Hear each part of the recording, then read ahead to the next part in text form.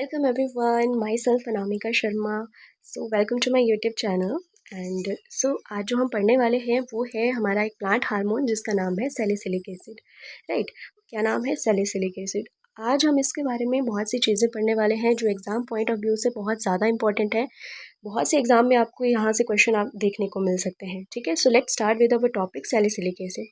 Salicylic acid होता क्या है? So salicylic acid is a two hydroxy benzoic acid, is a naturally occurring secondary metabolite phenolics with analgesic property. तो अगर मैं इसकी स्ट्रक्चर की बात करूँ तो क्या बोला हमने? It is a two hydroxy benzoic acid. अगर आपको बेंजीन का स्ट्रक्चर पता है तो this is a benzene, right. और अगर बेंजीन के सेकंड पोजीशन पे क्या लग जाए, हाइड्रोक्सिल ग्रुप लग जाए, तो ये क्या बन सकता है? ये बन जाता है हमारा सैलिसिलिक एसिड। ठीक है, तो यही है स्ट्रक्चर किसका? सैलिसिलिक एसिड का। Is naturally occurring secondary metabolite. तो आपको पता होना चाहिए सेकेंडरी मेटाबोलाइट्स क्या होते हैं।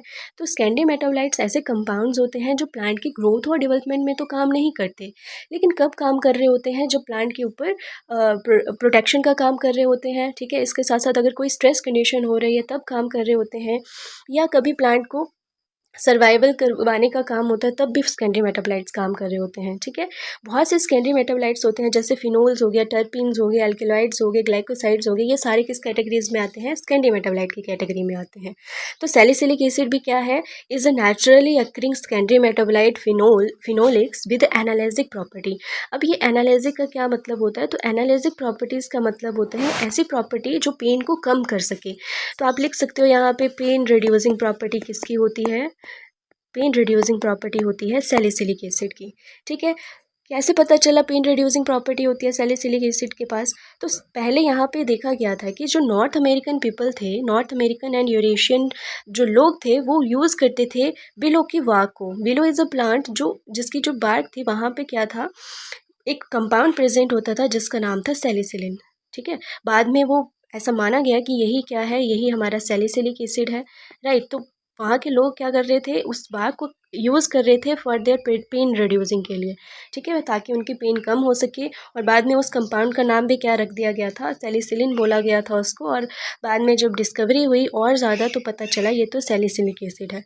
इसीलिए सैलिसिलिक एसिड के पास कैसी प्रॉपर्टीज़ है? एनालिसिक प्रॉपर्टीज़ हैं। राइट, तो एक तो ये फंक्शन में भी काम आ सकता है कि इट हैज़ एनालिसिक प्रॉपर्टीज़। राइट, बहुत से पेपर में पूछा जाता है कि कौन सा प्लांट हार्मोन होता है जिसके पास ये वाली प्रॉपर्टीज़ होती है, पेन रिड्यूसिंग की प्रॉपर्टीज़ है। फिर they are identified as a chemical signal responsible for initiating the thermogenic event in the voodoo lily. 80 centimetre flower, upper part of flowers show hot और 40 degree Celsius ambient temperature on the day blooming. तो एक और property जो salicylic acid के पास होती है वो होती है थर्मोजेनेसिस की प्रॉपर्टी। थर्मोजेनेसिस का मतलब होता है हीट प्रोड्यूसिंग प्रॉपर्टीज। लाइक जो प्लांट है voodoo lily, it is a plant. ठीक है, इसका जो फ्लावर है वो 80 सेंटीमीटर का होता है। और इसका जो फ्लावर का जो अपर पार्ट था वहाँ पे ये देखा गया कि उसके उसमें जो है वो 14 डिग्री टेम्परेचर जो है वो ज़्यादा है as compare to the environment. तो और जो ये जो 14 डिग्री सेल्सियस टेम्परेचर है जो प्लांट फ्लावर में प्रेजेंट था, ऐसा देखा गया कि ये कौन प्रोड्यूस करवा रहा है? तो ये सैलिसिलिक एसिड ही प्रोड्यूस करवा रहा होता है। राइट, वहाँ पे बहुत सी रिएक्शन चल रही होती है। अभी मैं इसको ज़्यादा डिटेल में नहीं बता रही हूँ क्योंकि यहाँ पे इतना ज़्यादा पढ़ने की ज़रूरत नहीं है। आपको भी इतना पता होना चाहिए कि थर्मोजेनेटिक इवेंट्स कौन करवाता है? सैलिसिलिक एसिड करवाता है। और अगर आप इसको और डिटेल में पढ़ोगे तो वहाँ पर आपको पता चलेगा कि जैसे हमारा साइनाइड पाथवे चलता है या अल्टरनेटिव ऑक्सीडेज वाला एंजाइम काम कर रहा होता है, तो वहाँ पे एटीपी जब प्रोड्यूस हो रही होती है तो एटीपी को कुछ एटीपी जो होता है वो यूज़ कर लिया जाता है और कुछ एटीपी जो होता है वो एज अ हीट के फॉर्म में बाहर लिबरेट कर दिया जाता है। वो यही हीट है जो हमारा 40 डिग्री सेल्सियस जो है वो एज ज़्यादा है as compare to the ambient temperature. ठीक है, तो ये है दो प्रॉपर्टीज़ ऑफ सैलिसिलिक एसिड की। अब आ जाओ प्रिकर्सर ऑफ सैलिसिलिक एसिड के ऊपर। प्रिकर्सर की अगर मैं बात करूँ तो यहाँ पे हम दो प्रिकर्सर पढ़ते हैं। एक है कॉरिस्मिक एसिड जिसको आइसोकॉरिस्मिक सिंथेस पाथवे भी बोला जाता है, और second is the cinnamic acid. Cinnamic acid को बेंजोइक एसिड पाथवे भी बोला जाता है। ठीक है, तो कहाँ से प्रोसेस शुरू होती है? तो प्रोसेस शुरू होती है सिकमिक एसिड से। आपने जब सेकेंडरी मेटाबोलाइट्स पढ़े होंगे तो वहाँ पे आपको पता होगा फिनोलिक्स जो कंपाउंड होते हैं उनका जो प्रिकर्सर होता है वो सिकमिक एसिड ही होता है। राइट, शिकिमिक एसिड क्या करता है? एरोमेटिक अमाइनो एसिड्स को बनाने का काम करता है। एरोमेटिक अमाइनो एसिड जैसे कि टायरोसिन, ट्रिप्टोफैन, फिनाइलएलानिन, इन सबको बनाने का काम कौन करता है? शिकेमिक एसिड करता है। तो shikimic acid is directly converted into chorismate. Chorismate में कन्वर्ट होता है, then it is converted into phenylalanine, और फिनाइलएलानिन में यहाँ पे एंजाइम PAL काम कर रहा होता है और it is converted into transcinnamic acid. और ये जो PAL एंजाइम है इसका नाम होता है फिनाइलएलानिन अमोनिया लाइज। ये क्या काम करता है? फिनाइलएलानिन को ट्रांससिनेमिक एसिड में कन्वर्ट करवाने का काम करता है। Transcinnamic acid is converted into benzoic acid, right. और किस में? कॉमेरिक एसिड में। तो ये दो एसिड में कन्वर्शन हो जाती है और फिर हमारा एंड प्रोडक्ट क्या बनता है? Salicylic acid, right. तो ये है बायोसिंथेटिक पाथवे, कैसे बायोसिंथेसिस होती है सैलिसिलिक एसिड की। क्लियर? सो आगे, these are the functions of salicylic acid. First तो मैंने आपको बता ही दिया क्या है थर्मोजेनेसिस इवेंट्स। थर्मोजेनेसिस कौन करवाता है? Salicylic acid. अगर आप सैलिसिलिक एसिड को बढ़ा देते हैं प्लांट में और एक्सोजिनसली अप्लाई भी कर देते हैं तब क्या देखने को मिलता है? सैलिसिलिक एसिड इंड्यूसेस थर्मोजेनेसिस, ठीक है, हीट को प्रोड्यूस करने का काम करता है। Second one is a systemic acquired resistance, जिसको हम शॉर्ट फॉर्म में सार भी बोलते हैं। सिस्टमिक एक्वायर्ड रेजिस्टेंस जो होता है वो क्या करता है? सार की वजह से होता है एक रिएक्शन जिसको हाइपर सेंसिटिव रिएक्शन बोलते हैं, leads to a general immunity against infection known as a SAR. अभी मैं आगे चल के बहुत डिटेल में हम इसको पढ़ने वाले हैं कैसे प्लांट में हाइपर सेंसिटिव रिस्पॉन्स होता है, ठीक है। और प्लांट में हाइपर सेंसिटिव रिस्पॉन्स होने की वजह से क्या हो जाती है? या तो प्लांट की सेल की डेथ हो जाती है, राइट। और जो दूसरे प्लांट पार्ट है वहाँ पे क्या पहुँचा दिया जाता है? एक सिग्नल पहुँचा दिया जाता है ताकि पैथोजन जो है वो वहाँ पे अटैक ना कर पाए। अभी हम इस पूरी सिग्नलिंग को पढ़ने वाले हैं। सिग्नलिंग पढ़ने से पहले कुछ चीज़ें आपको पता होनी चाहिए। फर्स्ट, यहाँ पे आपको एक डायग्राम दिख रहा होगा, ठीक है, विच इज़ अ सार एंड सैलिसिलिक एसिड का क्या रिलेशन है, राइट। तो जैसे यहाँ पे एक लीव्स है, राइट, लीव में दो लीव्स बनाई है, leave number 1 and leave number 2। Plant में सबसे पहले पैथोजन ने अटैक किया। किसने किया? पैथोजन ने अटैक किया प्लांट के लीव्स के ऊपर। यहाँ पे आपको देखने को मिलता है फिर हाइपर सेंसिटिव रिस्पॉन्स। कौन सा रिस्पॉन्स देखने को मिलता है? Hyper sensitive. जैसे ही हाइपर सेंसिटिव रिस्पॉन्स एक्टिवेट होता है तो वो लीव्स में प्रोडक्शन होना शुरू हो जाती है किसकी? सैलिसिलिक एसिड की, राइट। सैलिसिलिक एसिड की जैसे ही प्रोडक्शन होती है कहाँ पे? प्राइमरी इन्फेक्शन साइट पे। जो सबसे पहला इन्फेक्शन वाला साइट होता है उसको क्या बुलाया जाता है? प्राइमरी इन्फेक्शन साइट, ठीक है। और जहाँ पे अभी तक इन्फेक्शन नहीं पहुँचा है उस साइट को बोला जाता है सेकेंडरी इन्फेक्शन साइट। और ये जो प्राइमरी इन्फेक्शन साइट है वहाँ पे पैथोजन ने ऑलरेडी अटैक करा हुआ है, जिसकी वजह से क्या हो रहा है? हाइपर सेंसिटिव रिएक्शन हो रहा है। हाइपर सेंसिटिव रिएक्शन की वजह से सैलिसिलिक एसिड बन रहा है।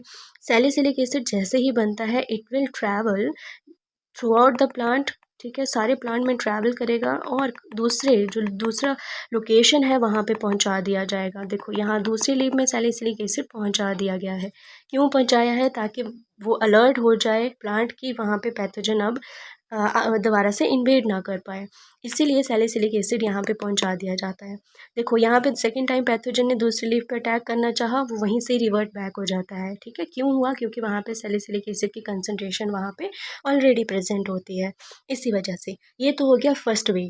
सेकेंड वे ये होता है कि सैलिसिलिक एसिड का एक और फॉर्म बनती है जिसको बोलते हैं मिथाइल सैलिसिलेट या methyl salicylic acid. Methyl salicylic acid क्या है? एक वोलेटाइल सब्सटेंस है जो एयर वॉन के थ्रू या एयर में ही ट्रैवल करके दूसरे लोकेशन पे जा सकता है। तो आपको यहाँ पे दिख रहा होगा मिथाइल सैलिसिलिक एसिड कहाँ पहुँच गया है? अगेन दूसरे लीव्स या दूसरे पार्ट ऑफ प्लांट्स में पहुँच गया है।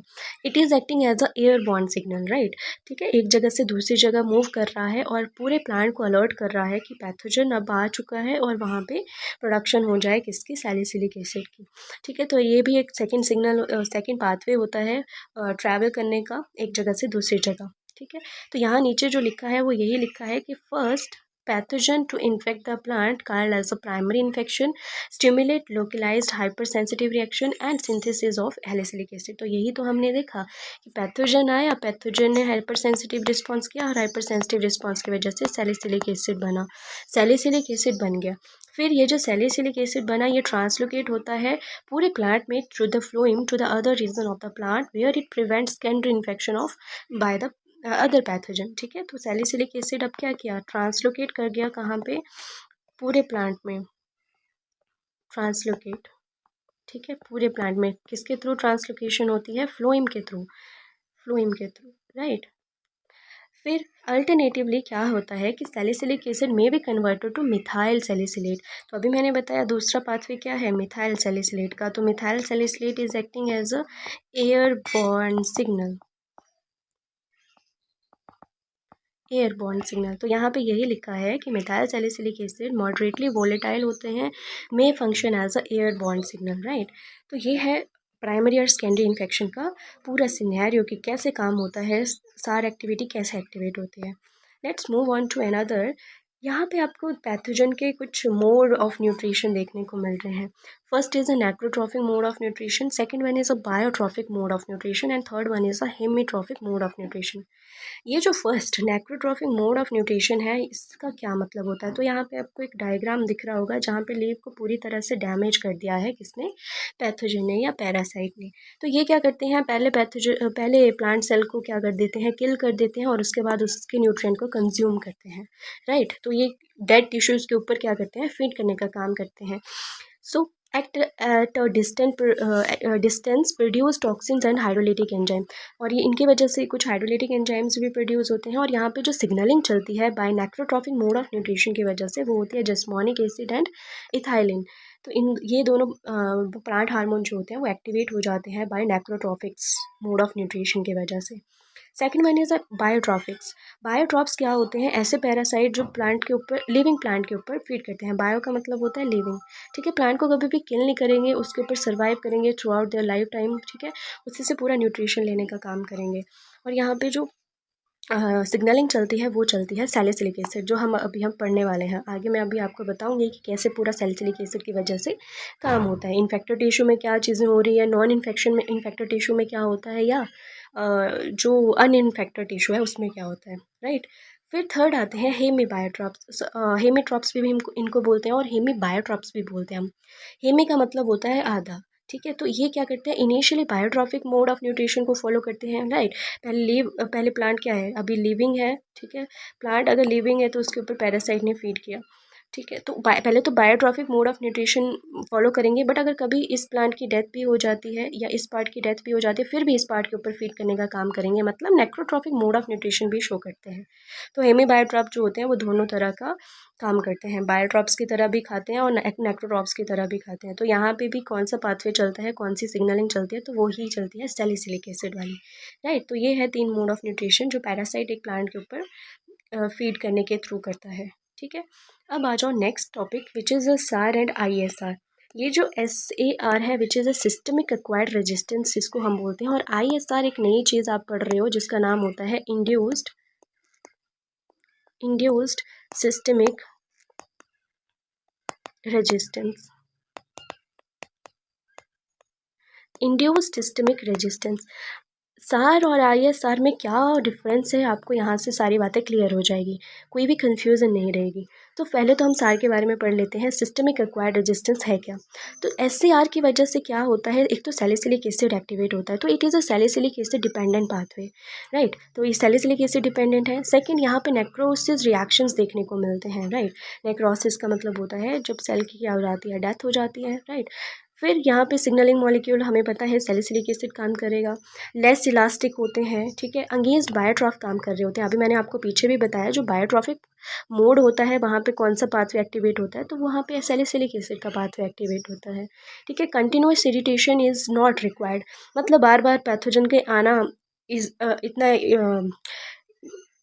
बार बार पैथोजन का इन्वेड करना एक प्लांट के ऊपर वो इतना ज़्यादा इंपॉर्टेंट नहीं है। एक बार अगर पैथोजन ने इन्वेड कर दिया तो थ्रू आउट द प्लांट क्या हो जाता है, सैलिसिलिक एसिड का प्रोडक्शन होना शुरू हो जाता है, राइट। और यहाँ पे PR प्रोटीन्स एक्टिवेट होती हैं। PR का मतलब होता है पैथोजेनेसिस रिलेटेड प्रोटीन्स। अभी हम पढ़ेंगे कैसे PR प्रोटीन एक्टिवेट होती है। तो ये है सिस्टमिक एक्वायर्ड रेजिस्टेंस के बारे में कुछ इंपॉर्टेंट पॉइंट्स। अब आ जाओ ISR के बारे में which is induced systemic resistance. ये जो ISR है ये एक सैलिसिलिक एसिड इंडिपेंडेंट पाथवे है, राइट। सैलिसिलिक एसिड इंडिपेंडेंट का मतलब है यहाँ पे सैलिसिलिक एसिड का एज सच कोई इंपॉर्टेंट रोल नहीं देखने को मिलता, कोई भी नेक्रोसिस रिएक्शन यहाँ पे नहीं प्रेजेंट होते, राइट। नेक्रोसिस रिएक्शन एब्सेंट होते हैं। तो यहाँ पे सिग्नलिंग मॉलिक्यूल अगर सैलिसिलिक एसिड नहीं होता तो कौन सा होता है, तो सिग्नलिंग मॉलिक्यूल यहाँ पे होता है एक तो जस्मोनिक एसिड और एक होता है इथाइलिन। ये दोनों जो सिग्नलिंग मॉलिक्यूल है या हार्मोन्स है वो एक्टिवेट होते हैं with the help of induce systemic resistance. ठीक है, मोर इलास्टिक होता है अगेंस्ट नेक्रोट्रॉफिक एंड इंसेक्ट के थ्रू अगेंस्ट काम कर रहा होता है। अभी मैंने बताया नेक्रोट्रॉप्स में जिस्मोनिक एसिड एंड इथाइलिन एक्टिवेट हो रहा होता है। फिर कंटिन्यूस इरिटेशन इनको रिक्वायर्ड होता है और डिफेंस अगेंस्ट डिफेंस जीन यहाँ पे इन्वॉल्व होते हैं। देखो आईएसआर में एक और इम्पॉर्टेंट चीज़ ये है कि आईएसआर और एसएआर में आप कैसे याद रख सकते हो कि आईएसआर में बेनिफिशियल माइक्रोब्स होते हैं। बेनिफिशियल बेनिफिशियल ठीक है, बेनिफिशियल माइक्रोब्स का मतलब होता है जो प्लांट को कभी भी कुछ ऐसे एज सच इन्फेक्शन नहीं दे रहे हैं। वो प्लांट को देना तो बेनिफिट चाहते हैं बट उनके साथ साथ अगर कोई पैथोजन ये है हमारे पास, मान लो कोई एफिड्स हैं, ठीक है, प्लांट के अंदर काम कर रहे हैं, इनकी वजह से कोई भी प्लांट को इन्फेक्शन नहीं हो रहा, लेकिन कोई और, क्योंकि सॉइल में तो बहुत से बैक्टीरिया होते हैं, कोई और बैक्टीरिया इनके थ्रू अगर प्लांट में एंटर कर जाता है तो उनको उनसे कोप अप करने के लिए क्या चलाया जाता है, एक तो जेस्मोनिक एसिड को एक्टिवेट करवाया जाता है और इसके साथ साथ इथाइलिन को एक्टिवेट करवाया जाता है। ठीक है, और जो आईएसआर है जैसे बेनिफिशियल माइक्रोब मैं कह रही हूँ, तो आपने राइजोबियम का नाम सुना होगा। राइजोबियम जो नड्यूल बनाने का काम करता है, तो नड्यूल क्यों बनाई जाती है, वो प्लांट के लिए एक सिम्बायोटिक वाला प्रोसेस है। ठीक है, सिम्बायोसिस है, दोनों प्लांट को भी क्या होता है, बेनिफिट होता है और इसके साथ साथ बैक्टीरिया को भी बेनिफिट हो रहा है, तो it is acting as a beneficial microbe. ठीक है, तो उसकी वजह से क्या होता है, कोई भी प्लांट को कोई इन्फेक्शन नहीं हो रहा होता। ठीक है, नड्यूल ही बन रही है लेकिन कोई प्लांट को एज सच जो क्या कहते हैं इन्फेक्शन हो गया या कोई डिजीज़ होगी वैसा नहीं हो रहा होता, तो they are acting as a beneficial microbe. इन माइक्रोब्स को कौन सी कैटेगरी में रखा पढ़ा जाता है, तो वो होते हैं इंड्यूस सिस्टमिक रेजिस्टेंस वाली कैटेगरी में। ठीक है, वहाँ पे कोई भी बीमारी देखने को नहीं मिलती प्लांट को। लेकिन एसएआर जब पाथवे चलता है सिस्टमिक एक्वायर्ड रेजिस्टेंस, तो यहाँ पे पैथोजन टोटली फीड कर रहा होता है प्लांट के ऊपर और इसकी वजह से बहुत सी डिजीज़ हो सकती है। तो ये भी एक डिफरेंस हो सकता है दोनों के बीच में, राइट। तो ये है overall processes, overall difference between सार एंड आईएसआर। ठीक है, क्लियर। सो अभी हम देखने वाले हैं कैसे पूरा पाथवे चलता है प्लांट के अंदर, राइट। सार पाथवे कैसे एक्टिवेट होता है, कैसे हर टिश्यू में चल रहा होता है। तो सबसे पहले 3 सिनेरियो लेंगे हम, अनइन्फेक्टेड सेल्स, इन्फेक्टेड सेल्स और जो डिस्टेंट एरिया होगा वहाँ पे क्या कैसे पाथवे जो होता है वो एक्टिवेट होता है। तो इसको पढ़ने से पहले आपको 2-3 चीज़ें पता होनी चाहिए। एक तो होते हैं रिसेप्टर्स, सैलिसिलिक एसिड के जो रिसेप्टर होते हैं आपको उनके बारे में पता होना चाहिए। तो उनका नाम होता है एक तो NPR3 एंड NPR4। और NPR3 और NPR4 किसके साथ बाइंड करेंगे, तो यहाँ पे जो सिग्नल होगा वो तो होगा हमारा सैलिसिलिक एसिड, राइट। और अगर सैलिसिलिक एसिड बहुत हाई अमाउंट में प्रेजेंट होगा प्लांट में, तो it is bind with the NPR3 के साथ बाइंड करेगा। ठीक है, तो किसके साथ इसकी अपनी बॉन्डिंग होती है जब हाई अमाउंट में होता है सैलिसिलिक एसिड, तो NPR3 के साथ होती है।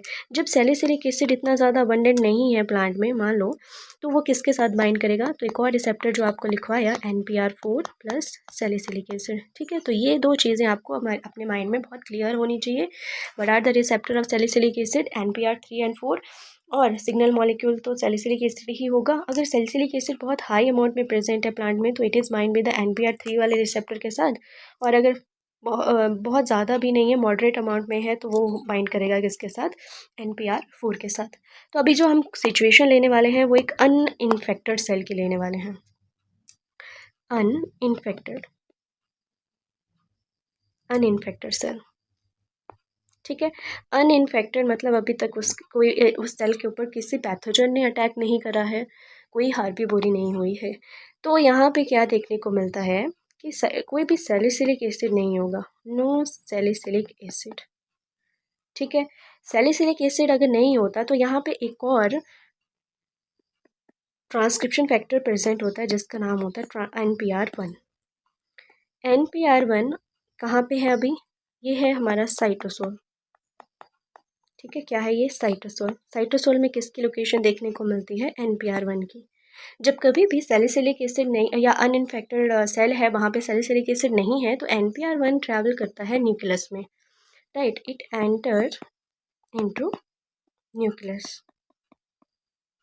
जैसे ही न्यूक्लियस में एंटर करता है ये बाइंड कर जाता है किसके साथ, NPR1 प्लस यहाँ पे जो रिसेप्टर होगा विच इज़ NPR4। इसके साथ बाइंड करता है और किसकी डिग्रेडेशन हो जाती है, तो ये जो NPR1 है इसी की क्या हो जाती है, डिग्रेडेशन। जैसे ही NPR1 की डिग्रेडेशन हो जाती है, यहाँ पे कोई रिस्पॉन्स आपको नहीं देखने को मिलता, नो डिफेंस रिस्पॉन्स।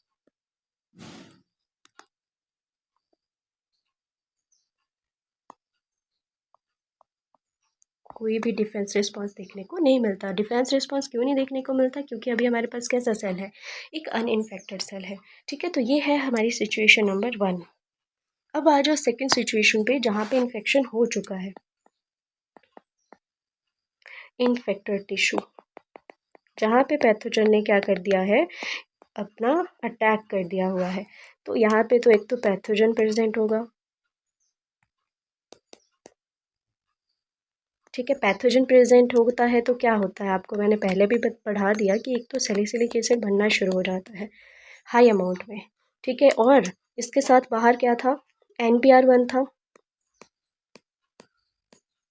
दोनों क्या करेंगे, it they both are enter into the nucleus. NPR1 plus salicylic acid. और आपको मैंने पहले भी बताया, अगर सैलिसिलिक एसिड बहुत हाई अमाउंट में है तो ये किसके साथ बाइंड करता है, तो ये अपने रिसेप्टर के साथ बाइंड करता है, विच इज़ NPR3। तो ये एक कॉम्प्लेक्स बन जाता है तीनों का। क्लियर। जैसे ही तीनों ये आपस में बाइंड कर जाते हैं, यहाँ पे फिर से डिग्रेड हो जाता है कौन, डिग्रेड NPR1। NPR1 अगर डिग्रेड हो जाता है तो यहाँ पे कोई रिस्पॉन्स नहीं देखने को मिलता, या नो डिफेंस। अगर और यहाँ पे डिफेंस तो नहीं होता, लेकिन सैलिसिलिक एसिड की वजह से हाइपर सेंसिटिव रिस्पॉन्स देखने को मिलता है।